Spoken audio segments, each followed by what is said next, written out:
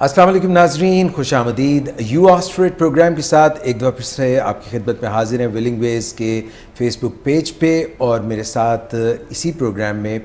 روح رواں ہمارے جو ہیں ہر من عزیز ہر دل عزیز ڈاکٹر صداقت علی،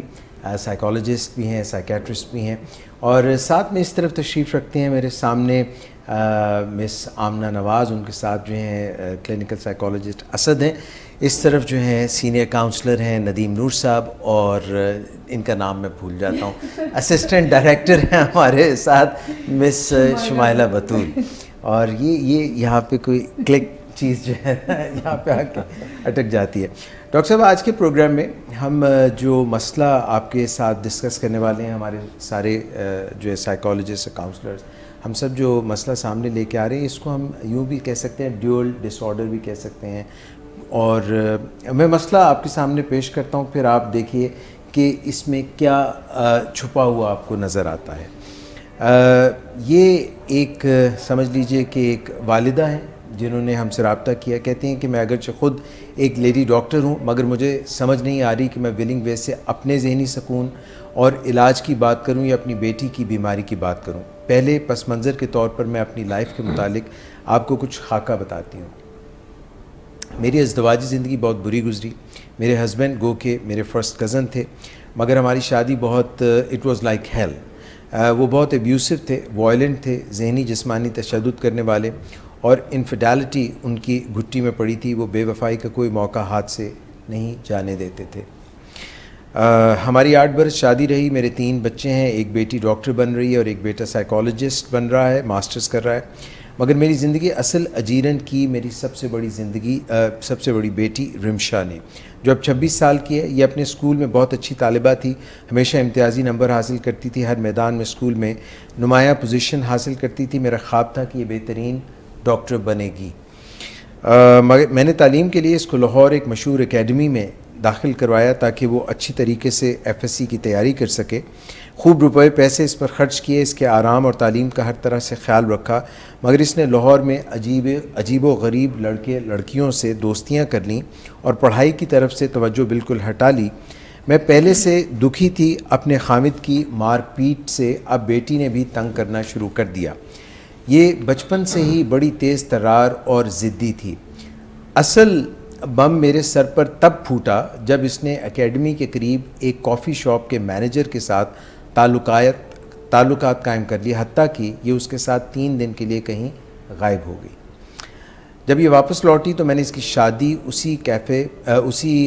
کافی شاپ کے مینیجر سے کروا دی۔ میں نے سوچا یہ تمہاری زندگی ہے جس کو تم برباد کر رہی ہو، تو یہ لو، میری جان چھوڑو، مرو، جاؤ اس کے ساتھ۔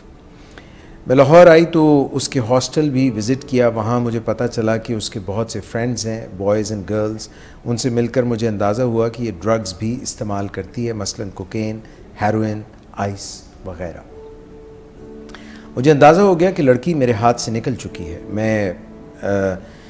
جس بندے کے ساتھ میں نے اس کی شادی کی وہ بھی انتہائی دھوکے باز نکلا۔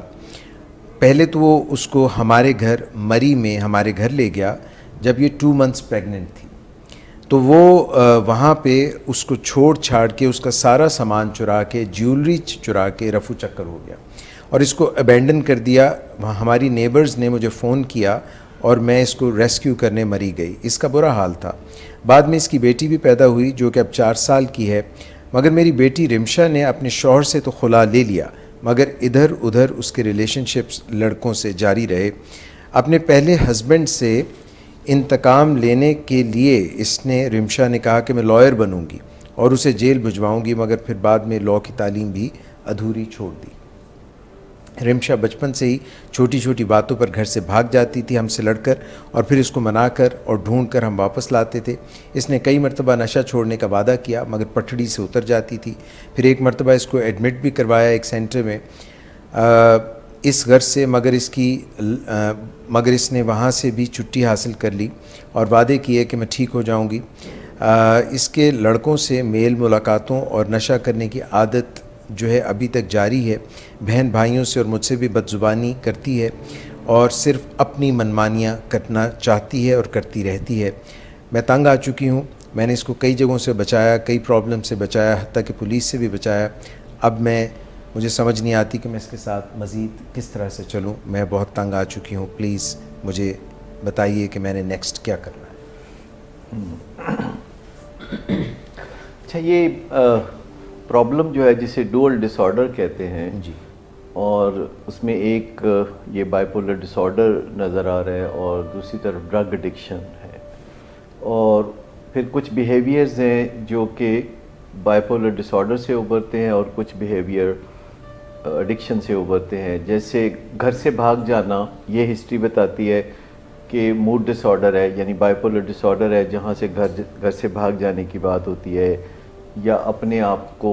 رسک لیشنگ کرنا, یا اپنے آپ کو جو ہرٹ کرنا ہے, یا اپنے آپ کو ختم کرنے کی دھمکیاں دینا, اور پھر رسکی ڈیسیژنز کرنا. یعنی گھر سے آپ نکلے ہیں پڑھنے کے لیے, کسی دوسرے شہر میں آئے ہیں, اور چند ہی دنوں میں آپ کی جو پرائرٹیز ہیں وہ بدل جاتی ہیں, اور آپ کسی سے پیار محبت کا کھیل رچانے لگتے ہیں. جیسے یونیورسٹی میں اسٹوڈنٹس جاتے ہیں بنیادی طور پر پڑھنے کے لیے, لیکن 2-3 مہینے بعد دیکھنے میں آتا ہے کہ لوگ اور قسم کی سرگرمیوں میں حصہ لے رہے ہوتے ہیں. اب ماں باپ کے لیے اولاد ایک بہت قیمتی اثاثہ ہوتے ہیں. سب ماں باپ اپنی اولاد سے بہت پیار کرتے ہیں, اور ان کو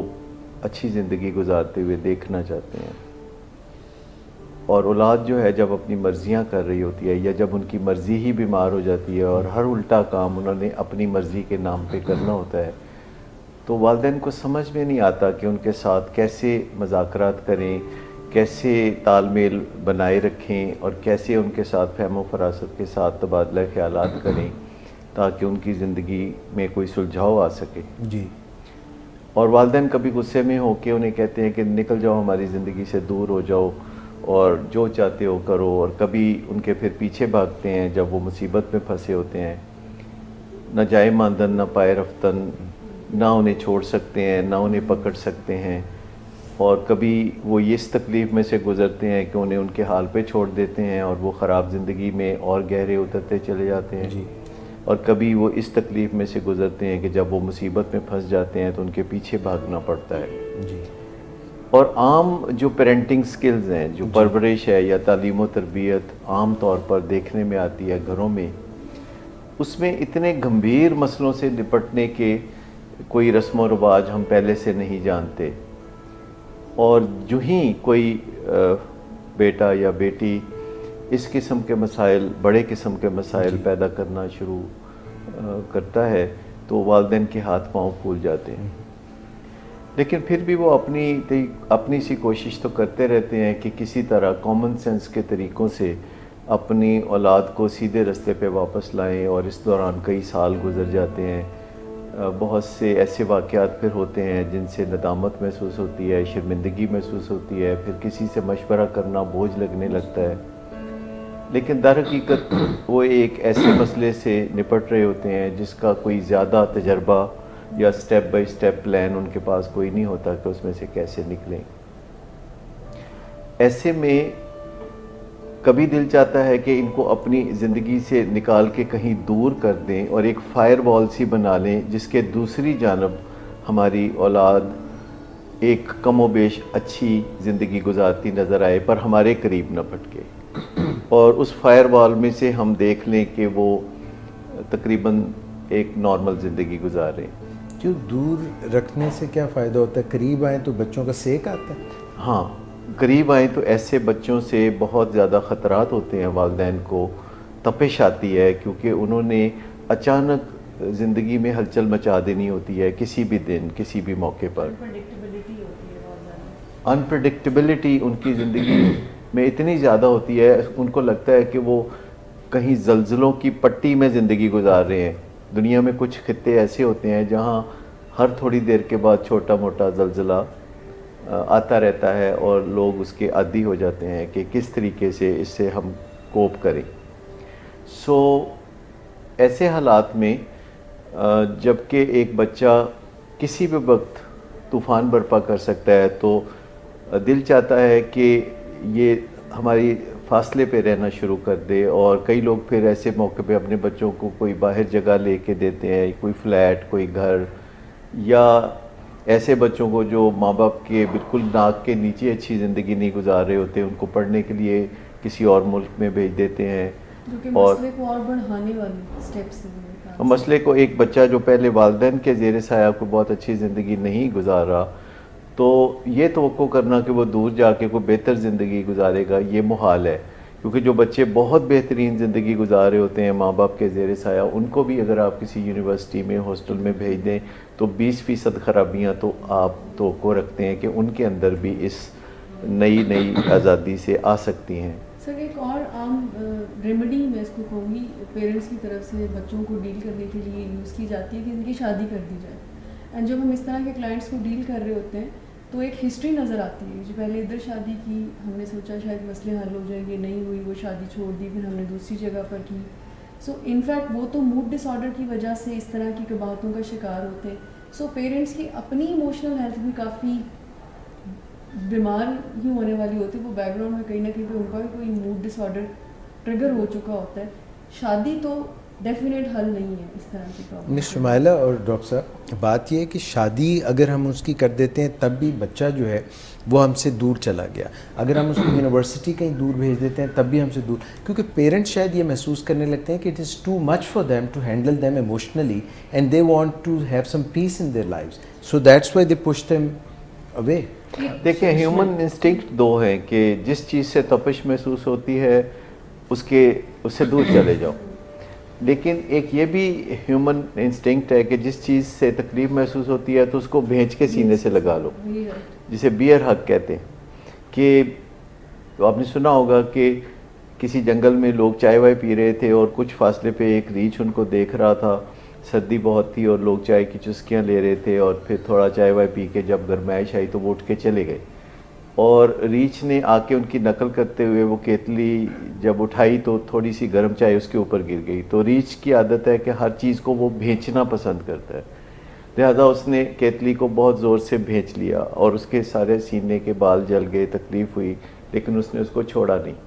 تو ایسے بچے جو والدین کے لیے اتنا زیادہ تکلیف کا باعث بنتے ہیں موڈ ڈس آرڈرز کی وجہ سے اور ایڈکشنز کی وجہ سے, تو والدین یہ کام دونوں طریقوں سے کرتے رہتے ہیں. کیونکہ ایک ان کا انسٹنکٹ ہوتا ہے کہ تکلیف سے بچو اور دور ہو جاؤ, تو کچھ دیر کے لیے وہ اس حکمت عملی پر چلتے ہیں اور ان کو دور کر کے اپنے آپ کو جو ہے محفوظ کرنا چاہتے ہیں یا اطمینان میں کرنا چاہتے ہیں, کیونکہ ہر وقت تکلیف رہتے ہوئے ان سے تکلیف برداشت نہیں ہوتی. اور دوسری بات یہ ہے کہ کبھی کبھی پھر وہ ان کا دل بھر آتا ہے اور وہ بچوں کو جو ہے واپس بھیج کے اپنے ساتھ لگا کے اور قربت میں لا کے ان کو محفوظ بنانا چاہتے ہیں, اور اس میں بھی ان کو بے پناہ تکلیف سے گزرنا پڑتا ہے. کسی بیمار بچے کے ساتھ یہ جو لو ہیٹ ریلیشن شپ ہے کہ پیار بھی ایسے بچے کے ساتھ حد سے زیادہ محسوس ہونے لگتا ہے, بلکہ یہ بھی سوچا جاتا ہے کہ ایسے بیمار بچے کو بہت پیار دیا جائے گا اور بہت سپورٹ کی جائے گی اور بہت باتیں مانی جائیں گی, تو شاید اس وجہ سے اس کی زندگی میں بہتری آ جائے. اور جب اس کی بیماری اس کے لیے اور اس کے گھر والوں کے لیے مصیبتیں پیدا کرتی ہے تو ایک دوری پیدا کرنے کا جی بھی چاہتا ہے. تو کیا یہ ایک فینٹاسٹک تھنکنگ نہیں ہے, ایک ایسی سوچ جس کا حقیقت سے کوئی تعلق ہی نہیں ہے, نہ قریب لانے نہ دور کرنے سے؟ اگر یہ مرض ہے تو قربت یا دوری سے تو اس میں کوئی بہتری نہیں آئے گی, بلکہ گزرتے دنوں کے ساتھ مریض کی بھی اور اس کے گھر والوں کی بھی حالت مزید پتلی ہوتی چلی جائے. یہ جو لو ہیٹ ہے اس میں یہ جو ایڈکشن کی سائیکل اور خرابیوں کا معاملہ ہے یہ بڑھتا چلا جاتا ہے, کیونکہ جب آپ کی محبت جو ہے اوپر ابھر کر آ جاتی ہے تو آپ بہت مہربانیاں کرنا چاہتے ہیں, اور پھر خود سے ہی اپنے دل میں سوچ لیتے ہیں کہ ان مہربانیوں کے نتیجے میں ان کا فیملی ممبر یا ان کا بیٹا جو ہے ان کو بہتر رویوں کو اختیار کر کے دکھائے گا. اور جب وہ ایسا نہیں کرتا تو پھر ان کا غصہ دیکھنے والا ہوتا ہے اور وہ ہیٹ کرنے پہ یا نفرت کا اظہار کرنے پہ آ جاتے ہیں اور بری بری باتیں کرتے ہیں, لعنت ملامت کرتے ہیں. اس کو ہم اشتعال انگیزی اور نوازتے رہنے کی سائیکل کہتے ہیں کہ ایک طرف وہ بے پناہ نواز رہے ہوتے ہیں اور اس کے نتیجے میں بہتری کی توقع رکھ رہے ہوتے ہیں, دوسری طرف وہ بے پناہ لعن طعن کر رہے ہوتے ہیں اور برا بھلا کہہ رہے ہوتے ہیں اور پھر توقع رکھتے ہیں کہ اس سے کوئی بہتری آئے گی. یا اس طرح کے اور بہت سے سولوشنز جو کہ ماضی بعید سے چلے آ رہے ہیں، اور شاید ماضی بعید میں وہ سلوشن کام کرتے ہوں، لیکن اب وہ سلوشن کام نہیں کرتے کیونکہ ارد گرد کے حالات بہت بدل گئے ہیں. جیسے کہ شادی کر دینا. تو 100 سال پہلے، 200 سال پہلے جب زندگی اس طرح ٹیکنالوجیکلی اتنی ایڈوانس نہیں تھی،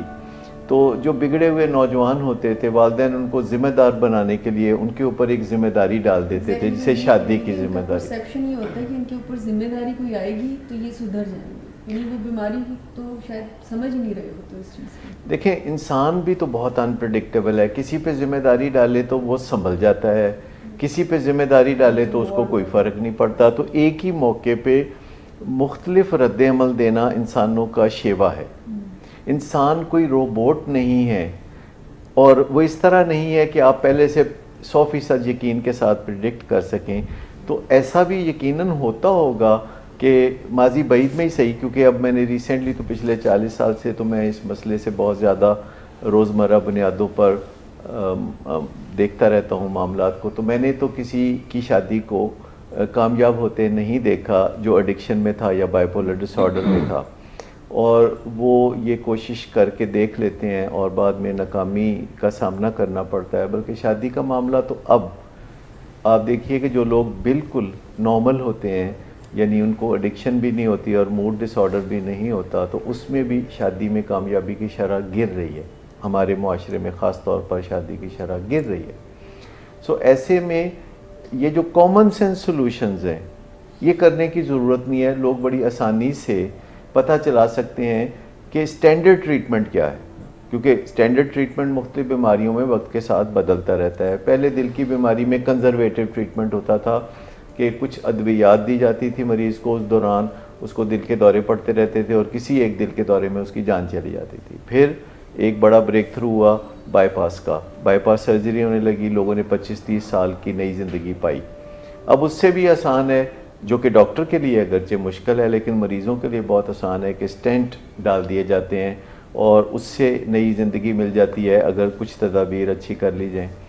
اب جیسے ڈائبٹیز اور ہارٹ ڈیزیز اگر کسی کو اکٹھی ہو تو یہ ڈینجرس ڈوو ہے. اسی طرح موڈ ڈس آرڈر اور ایڈکشن اگر اکٹھے ہوں اور یہ معاملہ کسی لڑکی کے ساتھ درپیش ہو اور اس کی ماں جو ہے سنگل مدر ہو، جیسا کہ اس معاملے میں نظر آتا ہے، تو آپ کچھ منظر کشی کر سکتے ہیں کہ وہ خاتون کیسے زندگی گزار رہی ہے. بالکل سر، جیسے میں پہلے بھی بات کری تھی کہ وہ اٹ سیلف خود ایک پرابلم کا شکار ہو جاتے ہیں، اور ہمیں یہاں پر ڈیفیکلٹی زیادہ تر یہی آ رہی ہوتی ہے، کیونکہ جب کوئی پیشنٹ ٹریٹمنٹ میں لیٹ سپوز آ جاتا ہے کسی بھی طریقے سے، اور جو ٹریٹمنٹ کا سٹرکچر ڈیمانڈ کر رہا ہوتا ہے پیرنٹ سے ہینڈلنگ،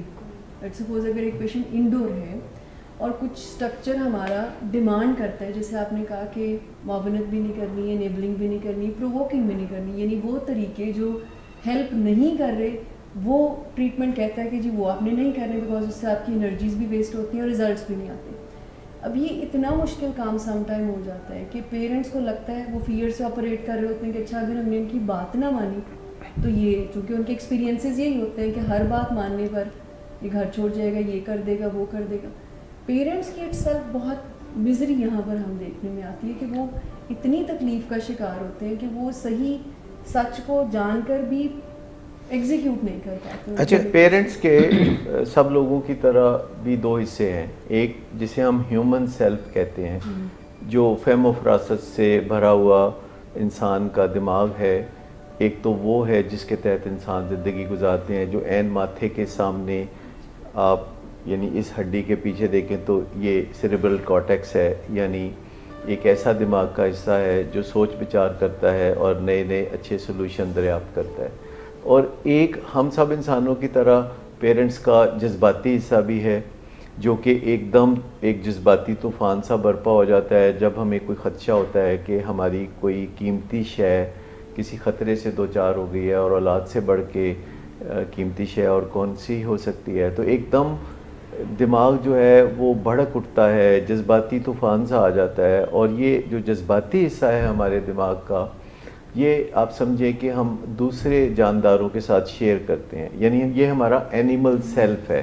اور اس اینیمل سیلف کو ہم نے اپنے ہیومن سیلف سے، یعنی جو انٹلیکچوئل برین ہے، اس کے تحت قابو میں رکھنا ہوتا ہے. اور یہ بھی ٹریننگ مانگتا ہے, یہ بھی بہت تردد مانگتا ہے کہ کس طرح ہم اپنے جذباتی دماغ کو قابو میں رکھیں اور وہ ہمارے عقلی دماغ کو یا ذہانت سے بھرے ہوئے دماغ کے تابع ہو. تو یہ بات بھی ہمیں ایسے موقعوں پہ بڑی ضروری دکھائی دیتی ہے. اور جو لوگ ہمارے پاس آتے ہیں تو سب سے پہلے ہم انہیں یہی سکھانے کی کوشش کرتے ہیں کہ یہ جو آپ کے دماغ کے دو حصے ہیں, جس میں ایک حصہ فہم و فراست رکھتا ہے, شعور رکھتا ہے, اور دوسرا حصہ جو ہے وہ جذبات رکھتا ہے, تو آپ نے کس طرح اپنے فہم و فراست والے دماغ کو موقع دینا ہے کہ وہ غلبہ پا سکے جذباتی دماغ پر. سر اس میں ایک اور پہلو کی طرف بھی میں اشارہ اور توجہ آپ سب کی دلاؤں گا, اور وہ یہ کہ یہ روداد ڈاکٹر صاحبہ کی ان کی بڑی بیٹی بیمار ہیں اور شدید بیمار ہیں, ایڈکشن بھی ان میں نظر آتی ہے شدت کی, اور بائیپولر ڈس آرڈر بھی. لیکن جب وہ اپنے ہسبینڈ اور شادی شدہ زندگی کے بارے میں بات کرتی ہیں, جو کہ اب نہیں ہے, اب وہ سنگل مدر ہے, تو ان کے ہسبینڈ کے بارے میں بھی جو انہوں نے بات کی ہے تو وہاں پر بھی موڈ ڈس آرڈر کا رنگ ہی نظر آتا ہے. لیکن یہ سارے سمٹمز عام طور پر, اور فرسٹ کزن میرج بھی ہے ان کی اپنی, کزن میرج بھی ہے سر. لیکن یہ سارے معاملات ان کو کردار کی خرابی کی کانٹیکسٹ میں زیادہ اور کسی بیماری کی علامت کے طور پر کم انڈرسٹینڈ کیا جاتا ہے. حالانکہ ہم جانتے ہیں کہ انفیڈیلٹی یا شادی شدہ زندگی کے ہوتے ہوئے دوسری طرف رجحانات رکھنے کا جو معاملہ ہے, یہ سائیکالوجی اور سائیکیٹری میں باقاعدہ اسے ایک مسئلے کے طور پر انڈرسٹینڈ کیا جاتا ہے. پھر ڈرگس کے استعمال سے باز نہ آنا, حالانکہ پے در پے مصیبتیں, نقصانات اور خرابیاں پیدا ہو رہی ہوں, نشے کے استعمال سے سکون بھی نہ مل رہا ہو, رن اوے بھی ہو رہے ہوں, تو یہ کچھ ڈیزیز کانسیپٹ کو سمجھنے کی ضرورت بھی ہے کہ بیماری کو بیماری کے طور پر انڈرسٹینڈ کیا جائے, کیونکہ باقی بیماریوں کو سمجھنا نسبتاً آسان ہے. لیکن یہاں جو فادر ہیں جو کہ فرسٹ کزن ہیں, ان کے اندر موڈ اور مزاج کی خرابی یا جذباتی بیماری نظر آ رہی ہے. اور فرسٹ کزن میرج عام طور پر اس لیے کی جاتی ہے کہ کسی اجنبی کے ساتھ زندگی گزارنے کی بجائے اپنے فرسٹ کزن کے ساتھ زندگی گزارنا تھوڑا سا تحفظ سے بھرپور نظر آتا ہے. لیکن عملی طور پر اگر خاندان میں جذباتی بیماریاں موجود ہوں, جیسے بائیپولر ڈس آرڈر ہے یا ڈپریشن ہے, تو فرسٹ کزن میرجز کے نتیجے میں آگے آنے والے بچوں میں یہ امراض اور بھی زیادہ ہوں گے. ڈاکٹر صاحبہ خود ایک لائق فائق ڈاکٹر ہیں اور ذہانت سے بھرپور ہیں, اور انہوں نے ایک ڈاکٹر بننے میں بھی محنت کی, پھر شادی ہونے کے بعد بچی کے ساتھ بھی وہ اپنا کوششیں کر رہی ہیں. لیکن ظاہر ہے وہ جو کچھ بھی اپنے فیلڈ میں کر رہی ہیں بطور ڈاکٹر کے, اس میں نشے کی بیماری سے نپٹنا یا موڈ ڈس آرڈر سے نپٹنا امکاناً شامل نہیں ہوگا. اور وہ جتنی بھی کوششیں اپنی اس بچی کے ساتھ اب تک کرتی رہی ہوں گی, وہ بے چینی سے اور خوف سے آپریٹ کرتی رہی ہیں. یعنی جہاں انہیں کوئی تشویش ہوئی, جہاں انہیں کچھ خوف ہوا, جہاں انہیں کوئی خدشہ ہوا, تو انہوں نے اس کا کوئی تدارک کرنے کی کوشش کی, جس کے دو ہی طریقے ازل سے انسان نے سیکھ رکھے ہیں کہ یا تو آگے بڑھ کے کسی چیز پہ غلبہ پا لینا, اور یا پھر راہ فرار اختیار کرنا. تو انہوں نے بھی اپنی اس بچی کے ساتھ کبھی کھینچتان کی ہوگی, کہیں دھوس سے اس کو قابو کرنے کی کوشش کی ہوگی, اور کہیں انہوں نے اس کو اس کے حال پہ چھوڑ دیا ہوگا, یعنی راہ فرار اختیار کی ہوگی. لیکن ان فیکٹ ایسی بیماریوں میں, رادر سبھی بیماریوں میں, ہمیں ایک سٹیپ بائی سٹیپ پلان پر چلنے کی ضرورت ہوتی ہے. کچھ انفیکشس ڈیزیز ہوتی ہیں جس میں کوئی اینٹی بائیوٹک کی ضرورت ہوتی ہے, اور اس کے بغیر آپ علاج کو آگے نہیں بڑھا سکتے. کبھی سرجری کی ضرورت ہوتی ہے. اسی طرح یہ بائیپولر ڈس آرڈر میں اور ایڈکشن میں ایک سٹیپ بائی سٹیپ پلان جاننے کی ضرورت ہوتی ہے, جو آج کل کے زمانے میں تو ذرا مشکل نہیں ہے کہ اگر آپ کو جا کے کسی سے بات کرتے ہوئے مشکل پیش آتی ہے تو آپ گوگل پہ اپنا مسئلہ لکھ سکتے ہیں کہ میری بیٹی کے ساتھ یہ معاملہ ہے, اور یہ ایڈکشن کا معاملہ ہے, پلس اس کا موڈ خراب رہتا ہے, اور میں پچھلے چند سال سے یہ جد و جہد کر رہی ہوں جس کا کوئی نتیجہ نہیں نکل رہا. تو ایسے بہت سے لنکس آ جائیں گے, اور ود ان اے ڈے آپ کی معلومات جو ہیں وہ بڑھنا شروع ہوں گی. اور بڑھی ہوئی معلومات کے ساتھ جب آپ سوچ بچار کرتے ہیں, جب فوڈ فار تھاٹ کے ساتھ آپ سوچ بچار کرتے ہیں, تو نتائج اس سے نکلتے ہیں. ورنہ تو ہر دم کڑتے رہنا, سڑتے رہنا, اور ایک ہی بات کو بار بار سوچتے رہنا, اور ایک ہی نسخے کو بار بار دہراتے رہنا, یعنی جو ورک نہیں کر رہا نسخہ اسی کو بار بار دہراتے رہنے سے تو کف جنم لیتی ہے, اور اس کے علاوہ کچھ نہیں ہوتا. سو اس میں کرنے کی ضرورت یہ ہے کہ کوئی سٹیپ بائی سٹیپ پلان ان کے پاس ہو، اور وہ سٹیپ بائی سٹیپ پلان ایسا ہو جس میں کوئی ماہر ان کے ساتھ مل کے یا کوئی آرگنائزیشن ان کے ساتھ مل کے جد و جہد کرے، اور بائی پولر ڈس آرڈر کو اور ایڈکشن کو دونوں کو قابو میں لانے کے لیے ایک مشترکہ جد و جہد کی جائے، یعنی کسی آرگنائزیشن یا معالج کے ساتھ مل کے وہ کوئی کام کریں تو نتیجہ نکل سکتا ہے۔ وہ پلان کیا ہوگا، وہ جو ہے کس طرح سے سٹیپ بائی سٹیپ ہم چلیں گے، اور مسامنہ نواز کا سوال بھی ہم لیں گے اور باقی شرکاء سے بھی کہیں گے کہ وہ بھی ڈسکشن جاری رکھیں، مگر وقت ہو رہا ہے اب ایک چھوٹی سی بریک کا۔ بریک سے پلٹ کے آتے ہیں، پلیز ہمارے ساتھ رہیے، پروگرام ہے یو آسکڈ فار اٹ۔ جی ناظرین، ایک دفعہ پھر سے خوش آمدید۔ بریک پہ جانے سے پہلے ہم بات کر رہے تھے ڈیول ڈس آرڈر کی، بائی پولر ڈس آرڈر بھی ہے اور ڈرگز کا بھی گورکھ دھندا چل رہا ہے۔ ایسے میں کیا کریں، ڈاکٹر صداقت ہمیں بتا رہے تھے، اور ساتھ میں ہمارے پارٹیسپینٹس جو ہیں سائیکالوجسٹ اور کاؤنسلر جو ہیں وہ اس میں حصہ لے رہے تھے۔ ڈاکٹر صاحب، جس نہج پہ ہم آگے جو ہم نے بات چیت کی، اب اس سے آگے اگر ہمیں بڑھنا ہے تو ہمیں کیا کرنا ہے؟ دیکھیں، اس علاج میں علاج سے پہلے کچھ تیاری کی بھی ضرورت ہوتی ہے۔ ایک دم علاج، یعنی مریض کے معاملے میں اگر علاج کو کہا جائے تو علاج مریض سے شروع نہیں ہوگا، بلکہ علاج فیملی سے شروع ہوگا، کیونکہ دیکھیں جہاں آگ لگی ہوتی ہے وہاں سے بجھانا نہیں شروع کرتے، آگ جہاں تک پہنچی ہوتی ہے وہاں سے آگ کو بجھانا شروع کرتے ہیں۔ سب سے پہلی بات تو یہ ہے کہ یہ بعد کی بات ہے کہ مریض کا علاج ہوگا اور وہ انڈور ہوگا یا آؤٹ ڈور ہوگا، اور ایسے معاملے میں زیادہ تر امکان اس بات کا ہے کہ مریض کا علاج بھی انڈور ہوگا۔ لیکن مریض کو علاج کے انڈور فیز میں لانے سے پہلے فیملی کے ساتھ کافی علاج کو کنڈکٹ کرنا پڑے گا، جو عام طور پر فیملی سمجھتی ہیں کہ جب تک مریض بیچ میں نہیں آئے گا تو ہم نہیں سمجھتے کہ علاج شروع ہوگا، اور ان کے نزدیک یہ بہت اہمیت کی چیز ہوتی ہے کہ جو کچھ بھی کرنا ہے وہ مریض سے شروع کیا جائے۔ سر یہ سچ بھی تو ہے، بیماری تو مریض کو ہے، فیملی کو تو نہیں ہے، یا پوری فیملی بیمار ہے؟ اب فیملی تک بھی پہنچ چکی ہے، اگرچہ اس بیماری کا آغاز جو ہے، نشے کی بیماری کا جو آغاز وہ مریض کے ساتھ ہوتا ہے، لیکن جب اس کے ساتھ شب و روز گزارتے ہیں اہل خانہ اور وہ انیبلنگ پرووکنگ کرتے ہیں، یعنی کبھی نوازشیں کرتے ہیں اور کبھی اسے برا بھلا اور لعنت ملامت کرتے ہیں، اور کبھی اس کو دھکے دیتے ہیں اور کبھی سینے سے لگاتے ہیں، تو جلد ہی اہل خانہ کا موڈ بھی خراب رہنے لگتا ہے بغیر وجہ کے، اور اچھا رہنے لگتا ہے بغیر وجہ کے، تو انہیں سمجھ نہیں آتی کہ وہ کیا کریں، اور جو ان کے ذہن میں کسی خاص وقت آتا ہے تو وہ کرتے ہیں، یا تو وہ راہ فرار اختیار کرتے ہیں، یا پھر اندھا دھند مریض کے ساتھ کوئی زور زبردستی کرتے ہیں اور اس سے کوئی وعدے لیتے ہیں، کوئی قسمیں کھلاتے ہیں، یا اس کو پھر مزاروں پہ لے کے جاتے ہیں، یا کوئی اور مذہبی ریچول کر کے اس سے توقع رکھتے ہیں کہ وہ اپنے نشے سے نکل آئے اور ایک اچھی زندگی گزارے۔ لیکن پہلا سٹیپ یہ ہے کہ اس پرٹیکولر کیس میں جو ابھی آپ نے بتایا کہ جو ڈاکٹر صاحبہ جو اتفاق سے ڈاکٹر بھی ہیں، لیکن اگر وہ ڈاکٹر نہ بھی ہوتی تو ان کے لیے یہ جاننا پھر بھی ضروری تھا کہ بائی پولر ڈس آرڈر کیا ہوتا ہے، اور انہیں یہ بھی پتہ ہونا چاہیے کہ نشے کی بیماری کیا ہوتی ہے، کیونکہ زیادہ تر لوگ اس بیماری کے سمٹمز کو بیماری کے پس منظر میں نہیں دیکھتے۔ زیادہ تر لوگ سمجھتے ہیں کہ یہ کوئی کردار کی خرابی ہے، اور یہ تنقید کرنے سے یا کوئی کھینچ تان کرنے سے یا دھمکیاں دینے سے یہ مسئلہ حل ہو جائے گا، اور وہ اپنے فیملی ممبر کو کوئی لالچ دے کے یا کوئی سختی کر کے سمجھتے ہیں کہ راہ راست پہ لانا ہے، اور ایسا 1-2 ماہ یا 6 ماہ نہیں بلکہ سال ہر سال تک سلسلہ یہ چلتا رہتا ہے،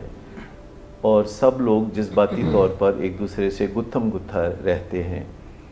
اور وہ ایک دوسرے سے ابھی بھی محبت کرتے ہیں کیونکہ ان کا آپس میں بڑا گہرا رشتہ ہوتا ہے،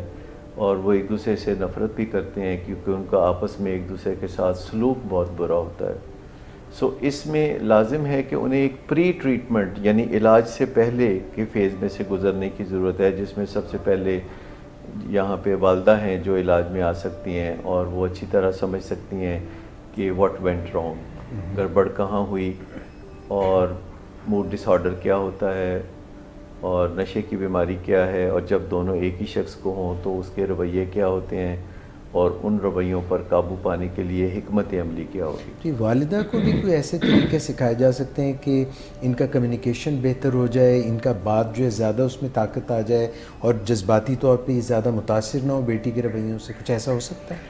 یعنی انہیں ڈیٹیچڈ اٹیچمنٹ سیکھنے کی ضرورت ہوگی کہ وہ اپنے روزمرہ زندگی کو بھی جاری رکھیں, اسے مفلوج نہ ہونے دیں,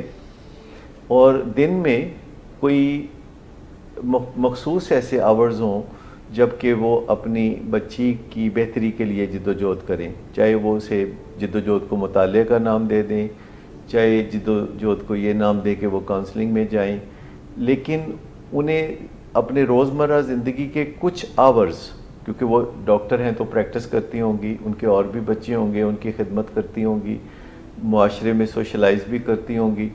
تو وہ سب چیزیں جاری رکھنے کی ضرورت ہے. کیونکہ جن لوگوں کے ہاں نشے کی بیماری ڈیرے ڈال لیتی ہے یا بائیپولر ڈس آرڈر جیسی بیماری بھی ساتھ ہوتی ہے, تو ان کی اپنی زندگی بالکل مفلوج ہو کے رہ جاتی ہے.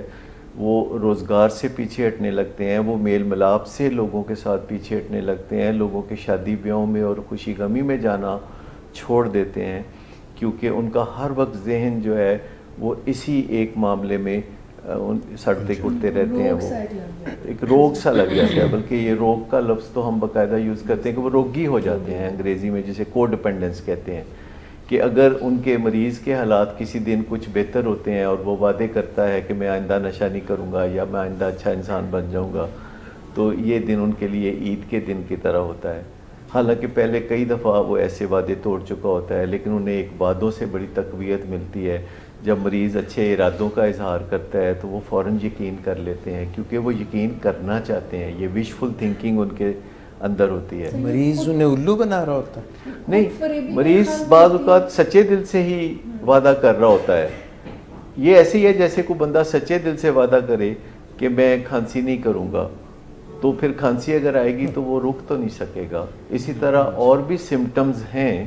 جیسے کسی کا بلڈ پریشر زیادہ رہتا ہے اور وہ ایک دن ہم سے وعدہ کرتا ہے کہ میں آپ سے وعدہ کرتا ہوں کہ کل سے میرا بلڈ پریشر ٹھیک رہا کرے گا, تو کیا آپ اس کے وعدے پہ بھروسہ کر لیں گے؟ سر یہ لیکن بہت مشکل ہے فیملی کے لیے یہ ایکسیپٹ کرنا کہ یہ جو بائیپولر یا ایڈکشن کے سمٹمز ہیں, بیکاز یہ بیہیورل پرابلمس بہت سامنے آتی ہیں, اس کو ایکسیپٹ کرنا کہ یہ ایک بیماری ہے. کیا فیملی خود بھی ڈینائل میں ہوتی ہے؟ جیسے اتنی ایجوکیٹڈ خاتون ہونے کے باوجود ٹریٹمنٹ لاسٹ آپشن, مطلب بہت لیٹ ہی ٹریٹمنٹ میں, اس سے پہلے اپنے طریقوں سے جیسے آپ نے کہا کامن سینس سے وہ ٹھیک کرتی ہے. تو فیملی دیکھیں, دیکھنے والے کے لیے یہ پرابلم بیہیورل پرابلم ہے, لیکن پس منظر میں یہ جذباتی کیفیات ہیں, یعنی یہ ایموشنل پرابلمز ہیں. لیکن چونکہ ایموشنز ہماری نظروں کے سامنے نہیں ہوتے, وہ پیچھے چھپے ہوتے ہیں, اور بیہیویئر ہماری نظروں کے سامنے ہوتے ہیں, دوسروں کے بیہیویئر یا ہمارے اپنے بیہیویئر, تو ہمارا فوکس زیادہ تر بیہیویئرز پہ رہتا ہے. اور بیہیویئرز نشہ کرنے والوں کے اور بائیپولر ڈس آرڈر کے ایسے ہوتے ہیں جن کو ہم کردار کی خرابی جیسا سمجھتے ہیں یا جیسے نظر آتا ہے وہ معاملہ. سو ہمیں یہ سمجھنے کی ضرورت ہے کہ جو پیچھے ڈرائیونگ فورس ہے وہ جذباتی ہے, پیچھے پس منظر میں جذبات کا تلاطم ہے, اور وہ اس کے اوپر ہمیں کام کرنے کی ضرورت ہے کہ جذبات کا جو تلاطم ہے, سب سے پہلے اہل خانہ جب ہمارے پاس آتے ہیں تو وہ بہت دکھی ہوتے ہیں, کبھی وہ ہنستے ہیں, کبھی وہ روتے ہیں, اور ان کی تکلیف دیکھی نہیں جاتی. لیکن جو یہ جذباتی تلاطم ان کے اندر پایا جاتا ہے, سب سے پہلے اس کے اوپر کام کرنے کی ضرورت ہوتی ہے کہ وہ اپنی زندگی میں ایک روزمرہ کام کاج کی طرف توجہ دینا شروع کر دے, جس کے لیے وہ آسانی سے آمادہ نہیں ہوتے. اگر آپ کہیں کہ جی آپ واک شروع کر دیں تو وہ کہیں گے جی مجھے چھوڑیں, بس اس بچے کا کچھ کر دیں. یعنی کہ پیرنٹس کو اسٹرانگ بنانے کی ضرورت بھی ہے, مینٹلی بھی, ایموشنلی بھی اور فزیکلی بھی. سب سے پہلی بات یہ ہے کہ آپ ان سے بات کر سکتے ہیں کہ 24 گھنٹے آپ کی زندگی کے ہیں جس میں آپ کو 8 گھنٹے کی اچھی نیند کی ضرورت ہے, باقی بچے 16 گھنٹے جس میں سے آپ کو دیگر امور نپٹانے کے لیے کوئی 8 گھنٹے کی ضرورت ہے, پھر بچے 8 گھنٹے جو کہ پرسنل کیئر کے بھی کچھ آپ نے ٹائم دینا ہے. تو اگر آپ اپنے مریض کے لیے روزانہ 3 گھنٹے دینا شروع کر دیں ابتدا میں ہی, ابھی پری ٹریٹمنٹ کے فیز میں, اور یہ 3 گھنٹے آپ اس طرح دیں کہ آپ زیادہ سے زیادہ معلومات حاصل کریں کسی کتاب سے, کسی پیمفلٹ سے, کسی معالج سے, یا گوگل سے, یا یوٹیوب سے. اگر آپ علم حاصل کرنا شروع کر دیتے ہیں تو یہ جو 3 گھنٹے ہیں یہ آپ وقف کر دیں اپنے اس پیارے کے لیے جو کہ آپ کا فیملی ممبر ہے یا آپ کا بیٹا ہے یا خامد ہے. تو باقی کا جو وقت ہے وہ آپ متحرک ہو کے اپنی زندگی کو نارمل رکھیں. تو ڈیٹیچڈ اٹیچمنٹ کا جو تصور ہے جو میں اکثر ہمارے پاس جو والدین آتے ہیں ان کو میں سکھاتا ہوں تو وہ یہ ہے کہ آپ جب وقت ہو اٹیچ ہونے کا اس مسئلے کے ساتھ, جب آپ نے کچھ عملی اقدامات کرنے ہیں اپنے پیارے کی بہتری کے لیے تو آپ اٹیچ ہو جائیں. لیکن اس وقت جب کہ کوئی عملی اقدامات نہیں کرنے کا وقت تو پھر آپ ڈیٹیچ ہو جائیں اور اپنی زندگی میں جو معاملات ہیں ان کو بہتر بنانا شروع کر دیں. کیونکہ یہ جو آن آف کا معاملہ ہے, سوئچ آن سوئچ آف کا معاملہ ہے, جب تک آپ یہ نہیں سیکھیں گے یعنی ڈیٹیچڈ اٹیچمنٹ نہیں سیکھیں گے تو آپ کی اپنی جذباتی زندگی بہت مفلوج رہے گی اور آپ اپنے کام کاج نہیں کر سکیں گے. اور ایک طرف تو آپ کا بیٹا آپ کو نشے کی بیماری اور بائیپولر ڈس آرڈر سے تنگ کر رہا ہے یا بیٹی تنگ کر رہی ہے, تو دوسری طرف آپ کے جو روزمرہ کام تھے وہ نہیں ہو پا رہے, اور جب ایٹ دی سیم ٹائم آپ کے کام کاج نہیں ہو پا رہے ہوتے تو آپ کو اس کا بھی الگ ایک سینس آف لاس ہوتا ہے کہ میرا کاروبار, میں اپنے کاروبار پر توجہ نہیں دے پا رہا, میں اپنے ریلیشن شپس جو ہیں دوسرے انسانوں کے ساتھ اس کو توجہ نہیں دے پا رہا, یا میں جو جذباتی کیفیات مریض کے ساتھ اپناتا ہوں وہی اب میں نے دوسرے لوگوں کے ساتھ اپنانی شروع کر دی ہیں, اور میں مریض سے الجھتا ہوں تو پھر الجھنا میری عادت بن جاتا ہے اور میں دوسرے لوگوں سے بھی الجھتا ہوں, اور میرے ریلیشن شپ نہ صرف مریض سے خراب ہوتے جا رہے ہیں بلکہ میرے ریلیشن شپ دوسرے لوگوں سے بھی خراب ہوتے جا رہے ہیں. تو یہ جو احساس ہے یہ مسلسل سینس آف لاس دیتا رہتا ہے, پائلنگ اپ اسٹریس. سو ایک ڈیٹیچڈ اٹیچمنٹ کہ جب جدوجہد کا وقت ہو, جب کوئی ایکچول سٹیپ لینے کا وقت ہو, جب آپ اپنے بیٹے کے لیے یا فیملی ممبر کے لیے کوئی عملی اقدامات اٹھا رہے ہوں تو آپ بھرپور توجہ کے ساتھ وہ عملی اقدامات اٹھائیں, جو مطالعہ ہو سکتا ہے یا کاؤنسلنگ میں جانا ہو سکتا ہے یا کوئی اور دوسرے عملی اقدامات ہو سکتے ہیں. لیکن جب آپ ایسا کچھ نہیں کر رہے تو واپس آپ اپنی زندگی پہ فوکس کر سکیں اور اپنی جو بود و باش ہے اس کو زیادہ سے زیادہ نارمل رکھ سکیں اور اپنے کاروبار کو توجہ دے سکیں. تو جو سوئچ آن آف کرنے کی صلاحیت ہے سب سے پہلے تو یہ سیکھنے کی ضرورت ہے. سامنے آپ کچھ پوچھنا چاہ رہے ہیں؟ جی, ایسا بھی سر دیکھا گیا ہے کہ فیملی ممبرز خاص طور پر والدین اپنی تربیت کو بھی بہت کوشچن کرنا شروع کر دیتے ہیں کہ ہم سے کیا غلطی ہو گئی کہ ہمارا بچہ ڈرگ ایڈکشن یا بائیپولر ڈس آرڈر کی وہ جو جس کو وہ ظاہری طور پر سمجھ رہے ہوتے ہیں کہ کوئی مورل فیلئر ہے, کوئی اخلاقی برائی ہے, تو وہ کویشچن کرتے ہیں کہ ہماری تربیت میں ہی کوئی مسئلہ تھا, کوئی کمی رہ گئی کہ بچہ اس طرح سے ہو گیا, اور وہ کبھی اپنے آپ کو نہیں معاف کر پاتے, کبھی ایک پیرنٹ دوسرے پیرنٹ کو بلیم کر رہا ہوتا ہے کہ تربیت نہیں ٹھیک کی تھی, اور بعض اوقات معاف بھی نہیں کر پاتے اس وجہ سے اپنے لوڈ ون کو, اپنے پیشنٹ کو. اور میں سامنے اس میں ایڈ کرتا چلوں, ایسا والدین کے ساتھ بھی ہے اور ایسا لائف پارٹنر یا بیوی کے ساتھ بھی ایسا ہوتا ہے, بلکہ عام طور پر یہ سمجھا جاتا ہے کہ اگر کوئی غیر شادی شدہ مریض ہے تو ضرور اس کے والدین اپنے آپ کو یا معاشرہ انہیں ذمہ دار سمجھتا ہے, اور اگر کوئی شادی شدہ ہے تو اس کے اسپاؤز میں کوئی کمی کمزوری ہے یا کوئی ایسے فرائض ہیں جو انہوں نے ادا نہیں کیے کہ مریض کی حالت اتنی ہے. ایکچولی جو بندہ نشے کی بیماری میں مبتلا ہوتا ہے یا بائیپولر ڈس آرڈر بھی اگر ساتھ ہے تو آپ سمجھے کہ پھر کریلا نیم چڑھا ہو گیا, تو ایسے میں وہ بلیم کر رہا ہوتا ہے کہ آپ نے میری تربیت ٹھیک نہیں کی, یا آپ نے بچپن میں مجھے پیار نہیں دیا, یا آپ نے میرا یہ حق تھا جو نہیں دیا اور دوسرے بہن بھائیوں کو وہ حق دیا, یا مجھے آپ نے امریکہ تعلیم کے لیے نہیں بھیجا تو اس لیے ایسا ہو گیا. تو کوئی نہ کوئی, کیونکہ وہ ماں باپ بھی تو اس سے شکوہ کر رہے ہوتے ہیں نا کہ تم نے یہ کیوں گورکھ دھندا پال لیا ہے نشے کا, اور یہ خراب رویے اور تباہی کی طرف تم کیوں جا رہے ہو. تو پھر وہ اپنے ڈیفنس میں والدین کو بلیم کرتا ہے اور اتنی دفعہ کرتا ہے کہ والدین کو یقین ہونے لگتا ہے, کیونکہ اگر کوئی بات ہمیں بار بار کہی جائے گی تو وہ ہم پر زیادہ اثر کرنے لگتی ہے, چاہے وہ بات بالکل ہی غلط ہو. پھر جو شریکہ برادری ہوتا ہے, جو ارد گرد کے جو لوگ ہوتے ہیں, وہ بھی اپنے تبصرے اسی قسم کے کر رہے ہوتے ہیں کہ انہوں نے بچوں کی تربیت پہ توجہ نہیں دی, دیکھو ہم نے اپنے بچوں پہ توجہ دی ہے, دیکھو ہمارے بچے کتنے لائق ہیں. حالانکہ جو بچے لائق ہوتے ہیں وہ محض اس وجہ سے لائق نہیں ہوتے کہ ان کے والدین کی کوئی کنٹریبیوشن ہوتی ہے, اور جو بچے نالائق ہوتے ہیں وہ محض اس وجہ سے نالائق نہیں ہوتے کہ ان کے والدین نے کنٹریبیوشن نہیں کی. یہ تو بے شمار فیکٹرز ہیں آج کی دنیا میں بے شمار چیزیں ہیں جو کہ بچوں کے اوپر اثر انداز ہو رہی ہوتی ہیں. بچہ جب پیدا ہی ہوتا ہے تو اس کو نرسری یا پریپ میں بھیج دیا جاتا ہے, پھر وہ اسکول جانا شروع ہوتا ہے, ساتھ ہی وہ مدرسے جانا شروع ہوتا ہے, مسجد جانا شروع ہوتا ہے, اور پھر ٹیلی ویژن چینل سے اور ادھر ادھر سے بہت ساری جو ہے چیزیں اس پہ اثر کر رہی ہوتی ہیں. اور آج کل تو 4 سال کے بچے ٹیبلٹ یوز کر رہے ہوتے ہیں یا کوئی یوٹیوب پہ جا کے فلمیں دیکھ رہے ہوتے ہیں. تو والدین نہ تو اس بات پہ بہت زیادہ پرائیڈ لے سکتے ہیں کہ انہوں نے اپنے بچوں کی زندگی بنا دی, اور نہ ہی اپنے آپ کو بلیم کر سکتے ہیں. یہ بے شمار فیکٹر ہیں جو کہ معاشرے میں ہوتے ہیں اور ہمارے بچوں پہ اثر انداز ہوتے ہیں. اسی لیے ایک ہی گھر میں 2 بچے بالکل ٹھیک ٹھاک زندگی گزار رہے ہوتے ہیں اور اعلیٰ تعلیم و تربیت حاصل کرتے ہیں, اور ایک آدھ بچہ جو ہے وہ نشے کی بیماری میں مبتلا ہوتا ہے اور والدین کو بلیم کر رہا ہوتا ہے. اس سے بھی بڑھ کے یہ کہ والدین بعض اوقات سوچتے ہیں کہ ضرور انہوں نے کوئی گناہ کیا ہوگا جس کا نتیجہ, یہ بڑی میتھس ہیں کہ کوئی کہتا ہے یہ ضرور انہوں نے رزق حلال نہیں کما کے اپنے بچوں کو دیا, یا ضرور انہوں نے کوئی گناہ کیا ہوگا. تو خدا را ان باتوں سے باز رہیں, کیونکہ جن گھروں میں نشے کی بیماری یا بائی پولر ڈس آرڈر جیسی بیماریاں آتی ہیں وہ پہلے ہی بڑے دکھی ہوتے ہیں, تو ان کو کسی تانے کی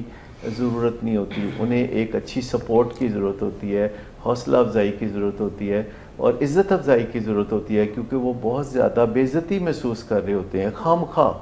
ویسے تقریباً ہر گھر میں کوئی نہ کوئی ایسا مسئلہ ہوتا ہے جو اصلاح طلب ہوتا ہے, لیکن عام طور پر لوگ یہ سمجھتے ہیں کہ جو مسئلہ ان کو درپیش ہے وہ خاص صرف انہی کو درپیش ہے, اور دوسرے لوگ تو معاشرے میں بڑی نارمل اور بڑی فرسٹ کلاس زندگی گزار رہے ہیں. میں بہت وثوق سے کہہ سکتا ہوں کہ کوئی معاشرے میں کسی کو تانا دینے کے قابل نہیں ہے, کیونکہ میں نے ہر طبقے کو, ہر شعبے کو, امیروں کو, غریبوں کو, اور بہت پڑھے لکھے لوگوں کو اور کم پڑھے لکھے لوگوں کو ایک جیسے مسئلوں سے دوچار ہوتے دیکھا ہے. اس میں نہ تو کسی کے لیے یہ شہی بگاڑنے کا مقام ہے کہ اس کی زندگی جو ہے وہ بڑی اعلیٰ ہے, اور نہ ہی کسی کو اس معاملے پہ بہت زیادہ ندامت محسوس کرنے کی ضرورت ہے کہ اس کے گھر میں کوئی فرد بائی پولر ڈس آرڈر میں مبتلا ہے یا نشے کی بیماری میں مبتلا ہے. ہم سب کو حصہ بقدر جسہ کوئی نہ کوئی مسئلہ ملا ہی ہوتا ہے. تو میں نے بہت بہت اونچے خاندانوں کو اور درمیانے طبقے کو اور ہر قسم کے لوگوں کو مسئلوں میں پھنسے ہوئے دیکھا ہے. لوگ مسئلوں میں پھنستے رہتے ہیں جس میں بیماریاں ہیں, نشے کے مسئلے ہیں, اور بہت سارے بیہیورل پرابلمز ہیں. یہ ہوتا رہتا ہے, اس سے کوئی فرق نہیں پڑتا. فرق اس سے پڑتا ہے کہ جب آپ کے ساتھ یہ مسئلہ ہوتا ہے, جب آپ کو یہ چیلنج ملتا ہے, تو پھر آپ کیا کرتے ہیں. سر ایک بنیادی سا سوال میں کرنا چاہتا ہوں, بہت ہی بنیادی, وہ یہ ہے کہ what is bipolar disorder? یہ کیا چیز ہے؟ اور دوسرا سوال یہ ہے کہ کیا بائی پولر ڈس آرڈر کی وجہ سے نشے کی بیماری ہوتی ہے یا نشے کی بیماری کی وجہ سے بائی پولر ڈس آرڈر ہوتا ہے؟ یہ میں پہلی بات تو یہ کہ انڈا پہلے یا مرغی پہلے والی بات ہے. اور بائی پولر ڈس آرڈر ایک مس نومر ہے, یعنی یہ نام ہی درست نہیں ہے. ایکچولی اس کا نام ہونا چاہیے ملٹی پولر ڈس آرڈر, کیونکہ موڈ کی صرف 2 ہی قسمیں نہیں ہوتی. عام طور پر ہم اسے 2 قسموں میں تقسیم کرتے رہتے ہیں کہ جی موڈ اچھا ہے, موڈ خراب ہے, تو یہ 2 قسمیں ہو گئی. لیکن موڈ کی کئی قسمیں ہیں ایکچولی. غصے کا ایک موڈ ہے, شیم کا ایک موڈ ہے, امبیرسمنٹ کا ہے, پھر خوشی کا ہے, پھر غم کا ہے, پھر بے چینی کا موڈ ہے, اور پھر اس کی کچھ کمبینیشنز ہیں. تو کوئی 256 قسم کے موڈز ہمارے ہوتے ہیں, یعنی فیلنگز ہماری ہوتی ہیں, اور ہر بندہ کسی بھی وقت پہ کچھ ان کی کمبینیشن میں سے گزر رہا ہوتا ہے. اور یہ ایک موڈ ریگولیٹری سسٹم ہے جو ہیلدی ہو تو موڈ ہمارے وقت کے مطابق یا ضرورت کے مطابق ہوتا ہے. یعنی اگر ہم نارمل ہیں اور ہمیں کوئی خوشی ملی ہے تو ہم خوشی محسوس کریں گے, یا ہم نے کوئی سچویشن دیکھی ہے جو غمناک ہے تو ہم تھوڑے افسردہ ہو جائیں گے. اور اس طریقے سے ہم مختلف موڈز میں سے یعنی گزرتے رہتے ہیں. لیکن اگر یہ موڈ موقع محل کے مطابق نہ رہے, یعنی خوشی کے موقع پہ ہمیں خوشی نہ ہو, غم کے موقع پہ ہمیں غم نہ ہو. آپ نے دیکھا ہوگا کئی لوگ جو ہے بے موقع ہنس رہے ہوتے ہیں اور بے موقع رو رہے ہوتے ہیں. یعنی جب ان کا موڈ آوارہ ہو جاتا ہے, یوں سمجھیں کہ موڈ آوارہ ہو جاتا ہے, کسی بھی جانب چلنا شروع کر دیتا ہے, تو جب موڈ آوارہ ہو جاتا ہے تو اس کو ہم موڈ ڈس آرڈر کہتے ہیں. اور جب کسی کو بے پناہ خوشی محسوس ہو اور وہ رسکی بیہیویئر میں ہو اور توانائیاں بہت آسمان کو چھو رہی ہوں اور وہ گرینڈیوز باتیں کر رہا ہو، اونچی اونچی، ایسے لگے جیسے on top of the world ہے، اور پھر کچھ دنوں کے بعد ہم اسے ملیں تو وہ بہت ہی غم کی گہرائیوں میں ہو اور بہت چپ ہو اور بہت سست ہو اور اس سے کوئی فیصلہ نہ ہو پا رہا ہو اور وہ بڑی محدود سی زندگی گزار رہا ہو، اور پھر چند دن کے بعد دیکھیں کہ ہوا کے گھوڑے پہ سوار ہے، تو اس کو بائی پولر ڈس آرڈر کہتے ہیں، جس کی کئی قسمیں ہیں۔ اور چونکہ اس میں رسک ٹیکنگ بیہیویئر ہوتا ہے بائی پولر ڈس آرڈر میں، تو یہ فیصلہ کرنا بائی پولر ڈس آرڈر کے لوگوں میں زیادہ مشکل نہیں ہوتا کہ کوئی کام کرنا ہے کہ نہیں کرنا۔ وہ پہلے کام کر لیتے ہیں اور پھر اس کے جب نتائج بھگتنے پڑتے ہیں تو پھر ان کو تھوڑا بہت خیال آتا ہے، لیکن وہ سوچ سمجھ کے نہیں چلتے، جسے کہتے ہیں نا begin with the end in mind, وہ کہتے ہیں دیکھا جائے گا۔ تو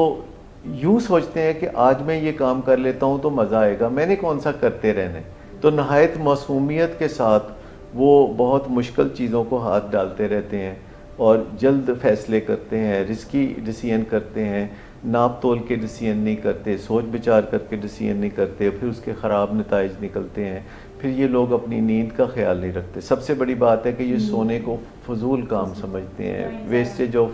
ٹائم سمجھتے ہیں، اور یہ راتوں کو دیر تک جاگنا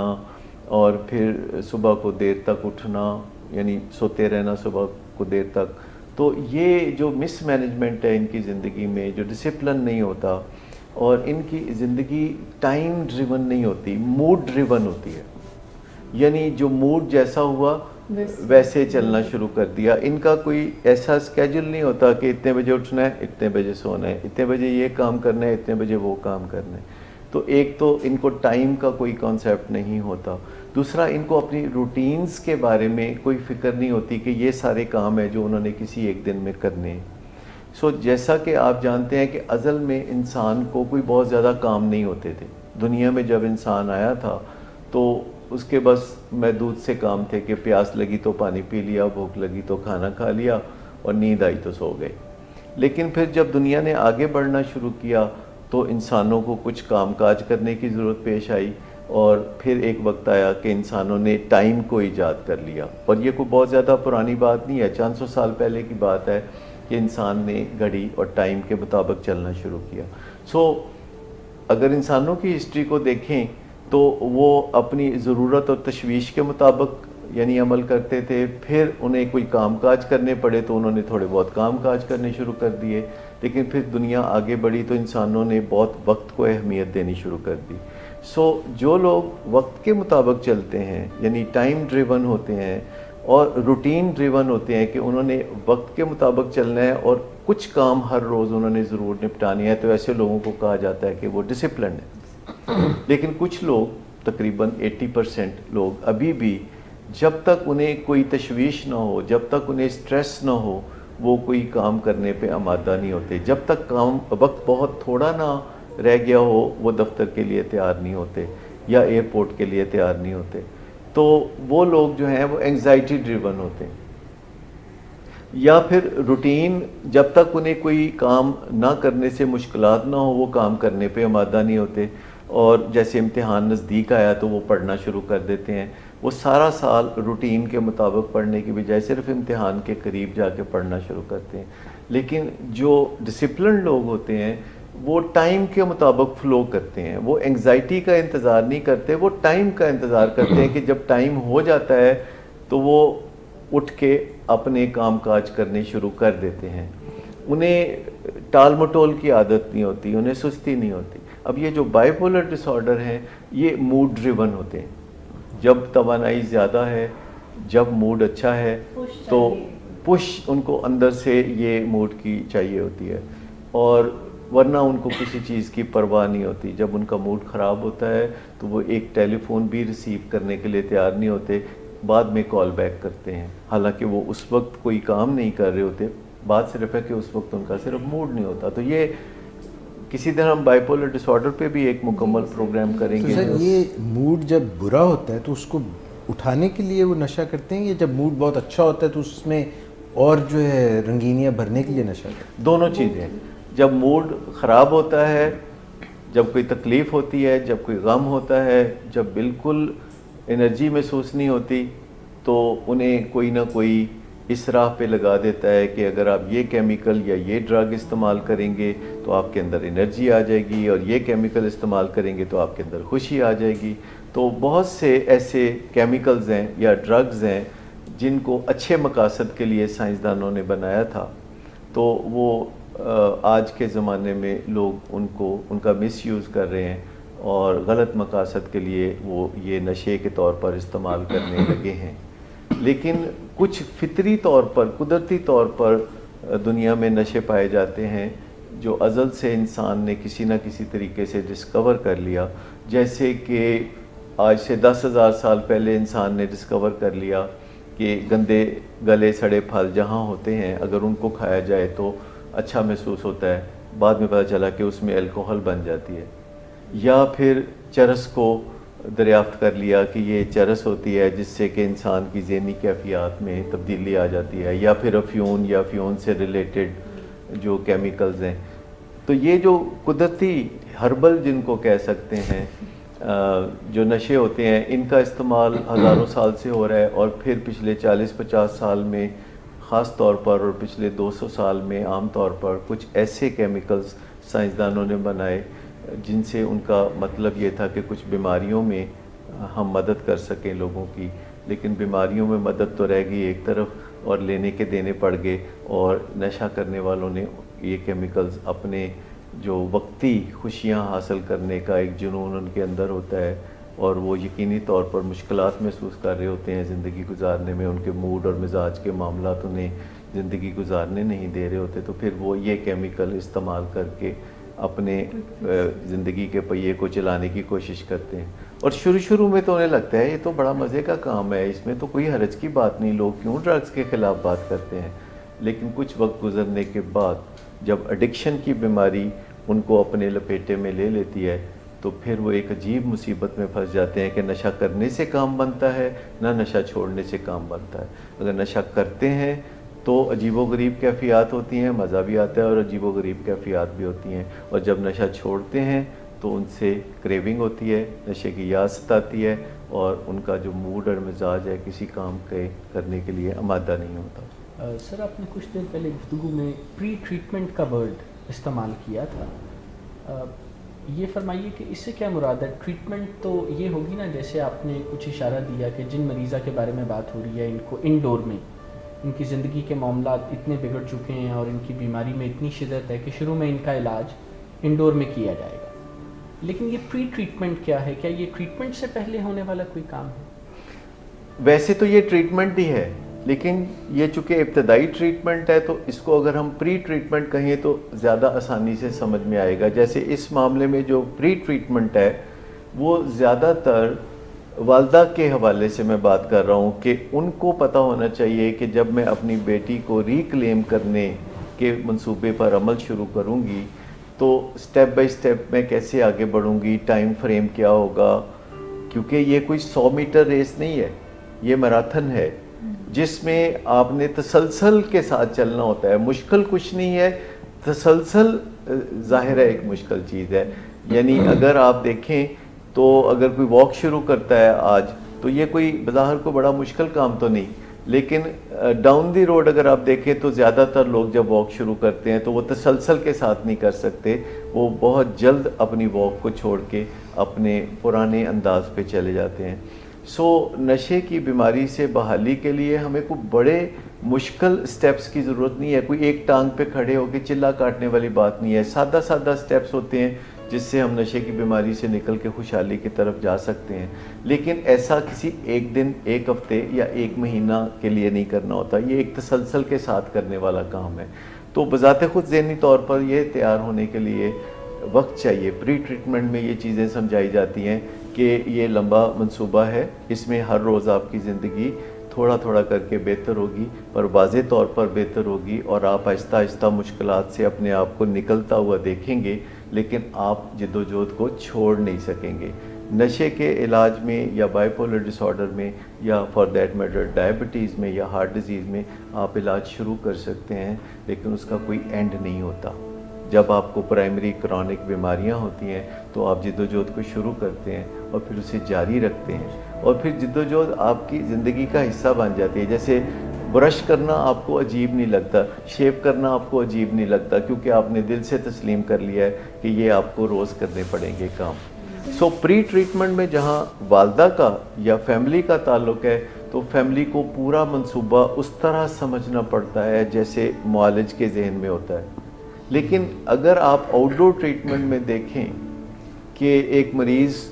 شروع میں آتا ہے تو اس کو ہم پری ٹریٹمنٹ کہیں گے جب تک کہ ابھی وہ نشہ چھوڑتا نہیں لیکن کاؤنسلنگ میں آ جاتا ہے. تو کچھ چیزیں وہ اس حالت میں بہت اچھی طرح سمجھ سکتا ہے جب تک کہ ابھی وہ نشہ کر رہا ہے, لیکن دن بدن وہ کم سے کم نشہ کر رہا ہے, لیکن اس کے اندر نشے کی جو ایک سپورٹ ہے وہ موجود ہے, اور کچھ باتیں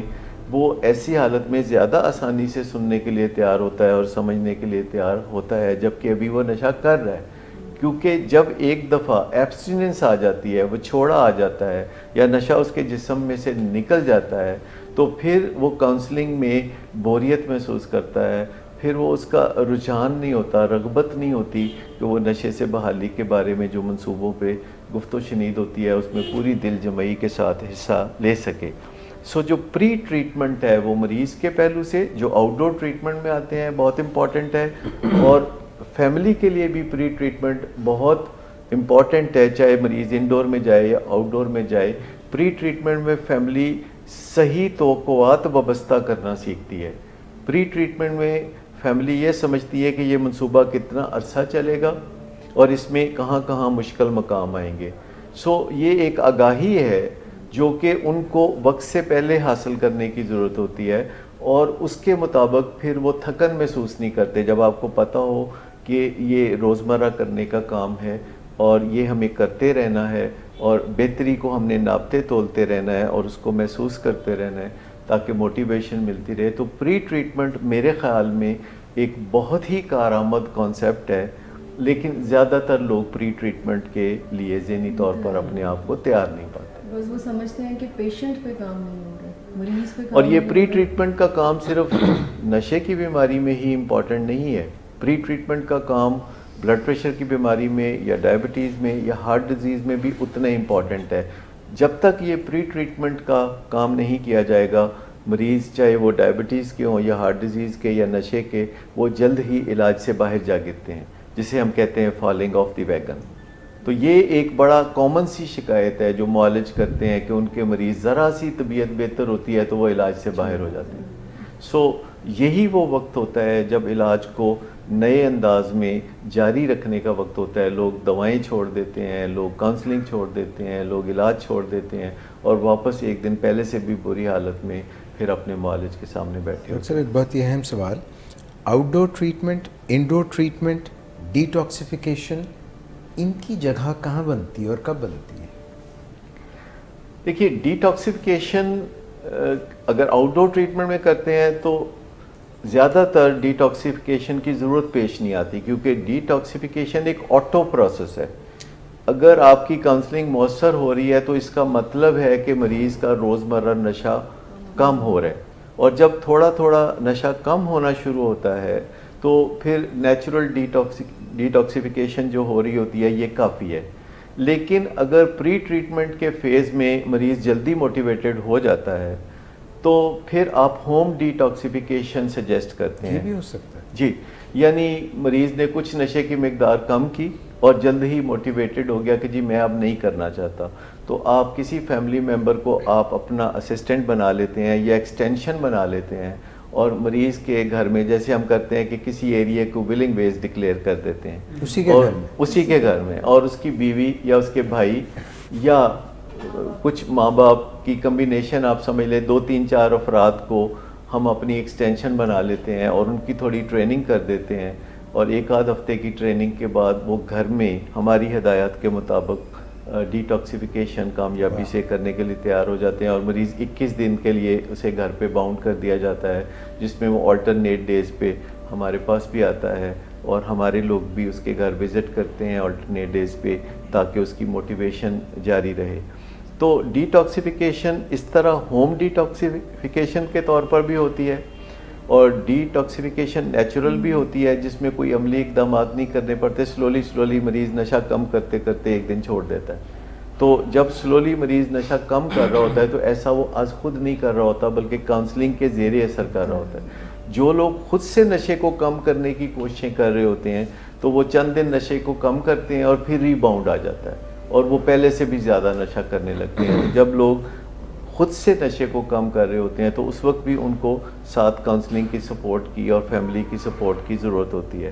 اور جو پھر ہوم ڈیٹاکسیفیکیشن میں گزرتے ہیں, جو نشے کی مقداروں کو کافی حد تک کم کر چکے ہوتے ہیں, تو پھر وہ فیملی ممبرز کی مدد سے ہوم ڈیٹاکسیفیکیشن کے پروسیس میں سے گزرتے ہیں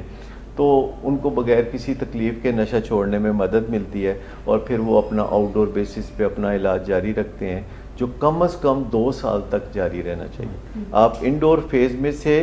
آؤٹ ڈور فیز میں جائیں یا ڈائریکٹلی آؤٹ ڈور فیز سے اپنے علاج کا آغاز کریں, آپ کو 2 سال آؤٹ ڈور میں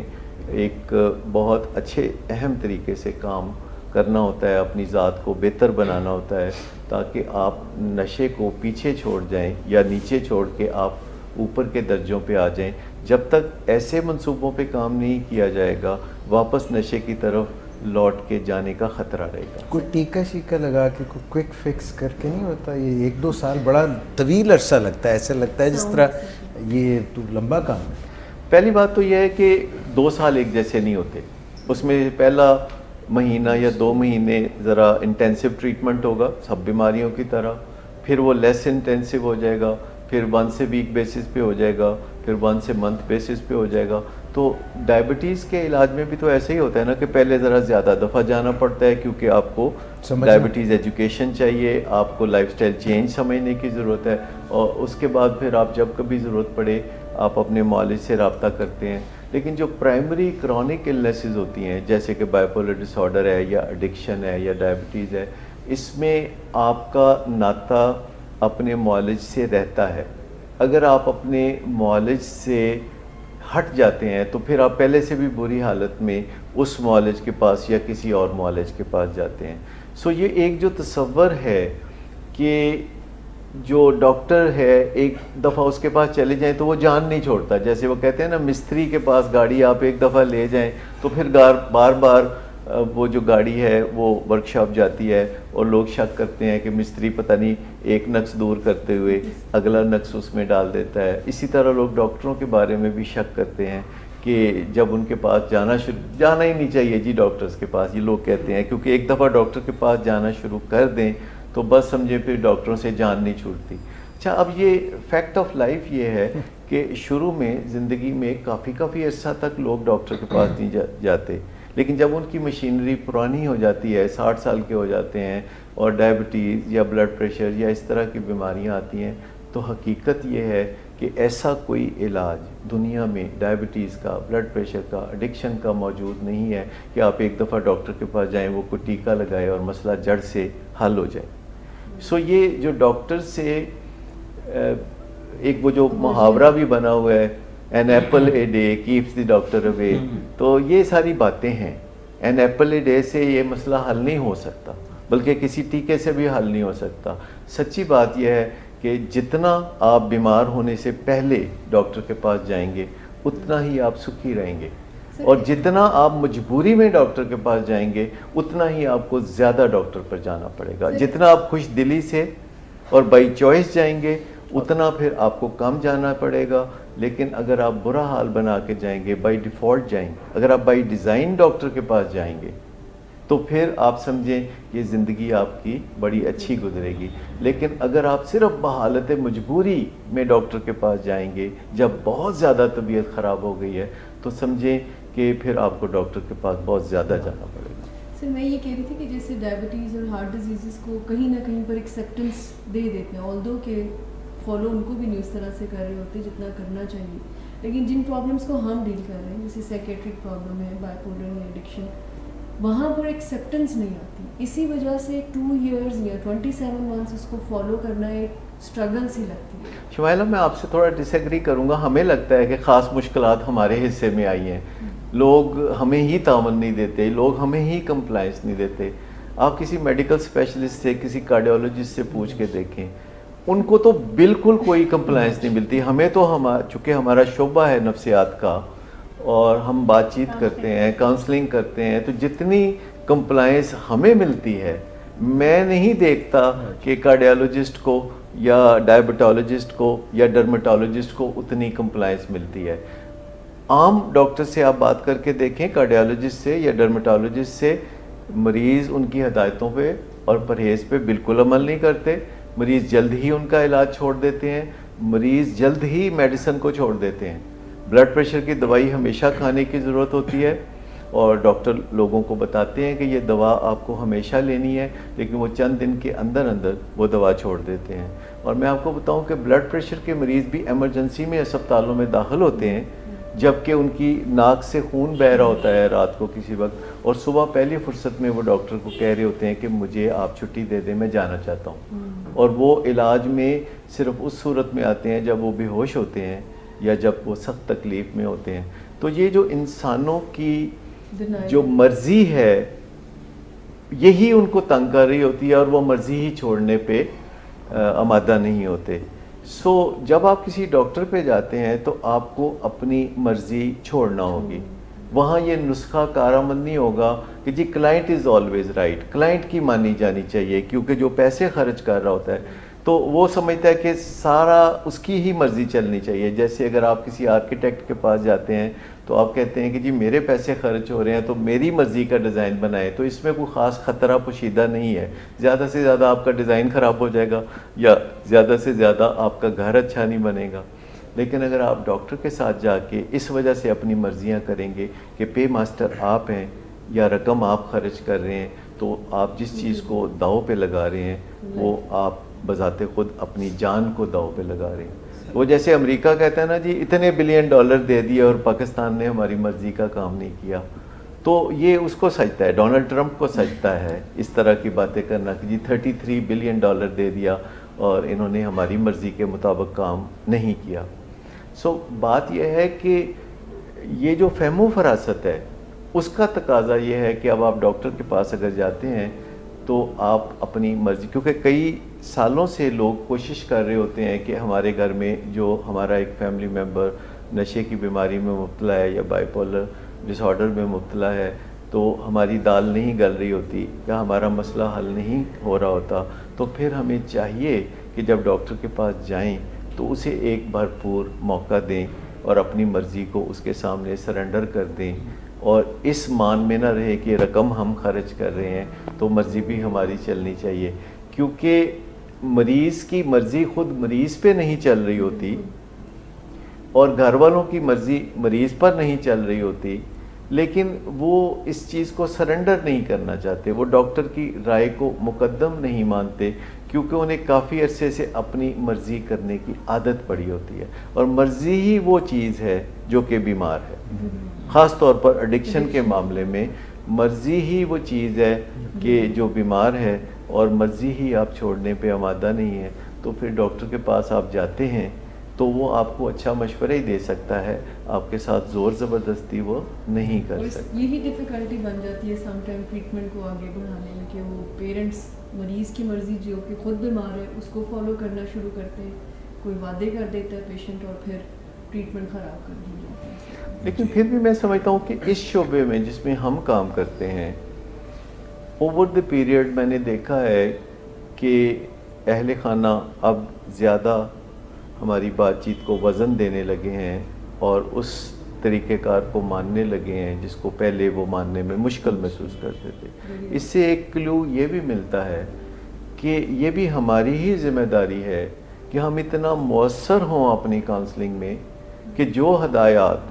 हम मुआलिज अपने मरीज़ों को देते हैं, चाहे वो डायबिटीज़ के हों या ब्लड प्रेशर के या एडिक्शन के, तो हमारी जो कम्युनिकेशन है या जो हमारा काम काज है वो इतना मौसर हो कि जब हम मशवरा दें किसी को तो उस पर बात असर करे, वो बात उसके दिल में उतरे। और अगर कहीं ना कहीं हमें नॉन कंप्लायंस मिल रही है फैमिली से या मरीज़ से, तो ये सारा कसूर उनका ना समझें, ये कुछ अपने ऊपर भी हमें नज़र डालनी चाहिए कि हमारी सलाहियतों में बेहतरी की गुंजाइश है, या हमें ज़्यादा मौसर काम करना चाहिए, या हमें अपनी कम्युनिकेशन स्किल्स अच्छी बनानी चाहिए, या हमारा तबादला ख्याल इतना पुरसुकून और अच्छा होना चाहिए कि जिसके नतीजे में हम और अहले खाना और मरीज़ ایک ہی پیج پہ آ جائیں. تو یہ جو ٹرائنگولر مشن ہے, یاد رکھیں ایڈکشن بائیپولر ڈس آرڈر ٹرائی اینگولر مشن ہے, جس میں ایک طرف تکون کے ایک کونے پہ مریض ہے اور دوسرے کونے پہ اہل خانہ ہے اور تیسرے کونے پہ جو معالج ہیں. اور جب تک یہ تینوں مل کے کوآرڈینیٹ نہیں کرتے, ایک ٹیم کی طرح کام نہیں کرتے, تب تک بات نہیں بنے گی. یعنی آپ یوں سمجھیں کہ جو فلو چارٹ ہے وہ اس طرح بنے گا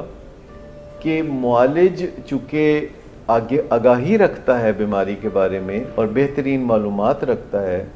اور وہ یہ معلومات اہل خانہ کو دیتا ہے جو کہ نشے کی بیماری میں مبتلا نہیں ہیں, صرف اس خواہش کا شدید پہلو رکھتے ہیں کہ ان کا بچہ فوراً ٹھیک ہو جائے. تو معالج اپنی معلومات کے فلو چارٹ کو سیدھی طرح کیری کرے اور یہ معلومات اہل خانہ تک پہنچا دے, ان کے دل میں اتار دے, اور پھر دونوں مل کے اتنا دباؤ رکھتے ہیں, پازیٹیو ایک دباؤ رکھتے ہیں کہ اہل خانہ اور معالج مل کے جب مریض سے بات کرتے ہیں تو بات اس کے دل میں بھی اترنا شروع ہو جائے, اور جب ایسا ہونے لگے گا تو کامیابی ہمارے قدم چومنے لگے. جی اسد, آپ کچھ کہنا چاہ رہے تھے؟ سر میں یہ ساری کنورسیشن سے ایک کوشچن میرے ذہن میں آیا کہ بعض سچویشن میں ہم فیملی ایکسیپٹ بھی کر لیتی ہے پرابلم ہے, اور لیکن ہوتا یہ ہے کہ ان کا اسٹیٹس, جیسے اس کیس میں وہ ڈاکٹر ہیں اور ان کے کولیگز وہ سارے, وہ چیز ایک اسٹگماٹائز ہماری سوسائٹی میں ہے کہ جو سائیکولوجیکل پرابلم اگر لیبل ہو گیا تو وہ اسے کہیں کہ یہ تو ہے ہی نفسیاتی مریض. تو وہ ایک اسٹگماٹائز کو اس کو فیس کیسے کیا جائے کہ باقی ساری چیزیں ہم نے ایکسیپٹ کر لی, لیکن سوسائٹی یا اپنے ارد گرد کولیگس کو فیس کرنا یا اپنی فیملی کو فیس کرنا اور بتانا کہ میرے بیٹے کو یا ہمیں کوئی سائیکولوجیکل پرابلم ہے, حالانکہ ہوتا تو موسٹلی لوگوں کو ہے, لیکن اس کو لیبل ہو گیا تو وہ کیسے اس کو ڈیل کریں. دیکھیں, سب سے پہلے تو میں یہ کہنا چاہوں گا کہ جب بھی ہمیں کوئی مسئلہ درپیش ہوتا ہے یا چیلنج درپیش ہوتا ہے اور ہم اس کے بارے میں سوچنے پہ مجبور ہوتے ہیں, بعض اوقات ہم نہیں بھی سوچنا چاہتے, سونا چاہتے ہیں یا کوئی کام کرنا چاہتے ہیں, تو ہمارا ذہن بار بار ادھر توجہ مبذول کرا رہا ہوتا ہے کہ تمہارا یہ مسئلہ ہے, اس کے اوپر تم سوچو, اور ہم سونے کی کوشش کر رہے ہیں اور وہ ہمیں سوچنے پہ مجبور کر رہے ہیں. تو یہ دماغ کا فیصلہ جو ہے بہت دانشمندانہ ہے کہ آپ کا یہ مسئلہ باقی ہے اور آپ نے اس پہ صحیح طرح نہیں سوچا, لہذا وہ آپ کو سونے بھی نہیں دے رہا. اچھا, صحیح طرح سوچنے کے لیے آپ کو انفارمیشن چاہیے, کوئی آپ کو رہنمائی چاہیے. تو سب سے پہلی بات یہ ہے کہ جب ہمارے گھر میں کوئی ایسا مسئلہ ہوتا ہے جیسے کہ ایڈکشن یا بائیپولر ڈس آرڈر, تو ہمیں سوچنے سے پرہیز نہیں کرنا چاہیے, سوچ کو آرگنائز بنانا چاہیے, ایسا وقت مقرر کرنا چاہیے جب کہ ہم اس مسئلے کے بارے میں سوچیں. اور سوچنا صرف اپنی عقل و دانش سے نہیں چاہیے, بلکہ دوسرے لوگوں سے مدد لینی چاہیے جن کا تجربہ ہو اس پہلو سے, یا معالج سے مدد لینی چاہیے, یا پھر کسی کتاب سے, یا پھر گوگل سے, یا یوٹیوب سے. اگر ہم ایسا کرنا شروع کر دیں گے تو ہماری سوچ بچار کے نتائج آنے شروع ہو جائیں گے, اور پھر ہمارا دماغ ہمیں رات کو سونے سے نہیں روکے گا, کیونکہ ہمارا دماغ ہمارے مفاد میں ہی بار بار ہماری توجہ ایک ایسے مسئلے کی طرف دلا رہا ہوتا ہے کہ جس کو ہم صحیح طرح سے ڈیل نہیں کر رہے ہوتے, اور ہم سڑ کر رہے ہوتے ہیں یا بلیم گیم میں ہوتے ہیں. لیکن جب ہم ٹھیک پالیسیوں پہ چلنا شروع کر دیں, جیسا کہ میں نے کہا کہ 3 گھنٹے اگر ہم اپنے کسی فیملی ممبر کے لیے وقف کر دیں, اور ان 3 گھنٹوں میں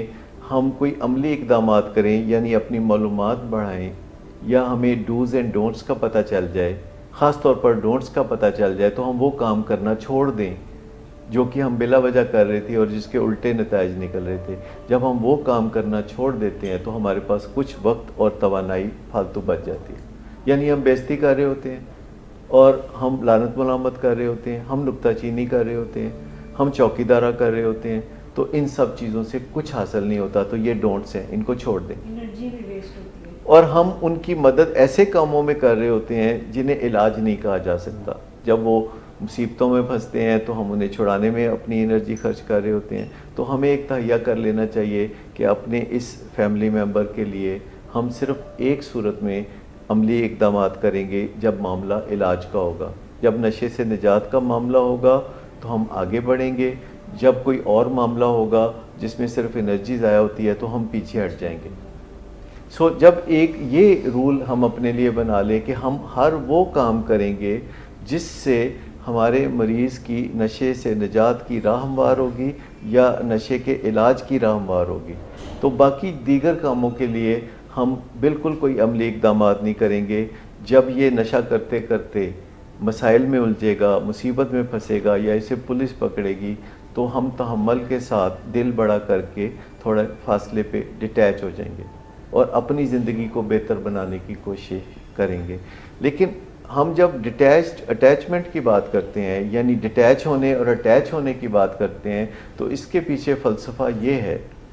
کہ ہم اپنے مریض کے ساتھ اٹیچ اس وقت ہوں گے جب اس سے نشے کی نجات کی طرف لے جانا مقصود ہو، اور ڈیٹیچ اس وقت ہوں گے جب ہمیں بے بسی ہے یا ہمیں